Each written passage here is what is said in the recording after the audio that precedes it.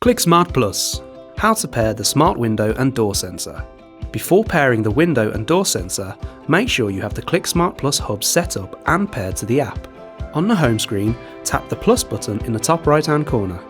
Next tap Window and Door Sensor. Select your paired gateway hub. Follow the on-screen instructions. If your sensor is not in pairing mode, tap Resetting Devices and follow the on-screen steps. Then press Continue. Once the blue indicator is blinking, tap to confirm and then press Next. The app will now add the window and door sensor to your account. This may take a few minutes.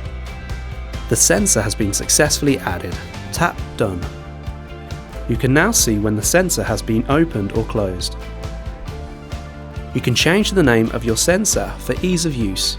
Simply tap on the pencil icon in the top right hand corner. Tap the icon again and then press on Name. You can now change the sensor to your preference. Your smart sensor is all set up. All Click Smart Plus products are compatible with Alexa and Hey Google. Click Smart Plus, making your home smarter.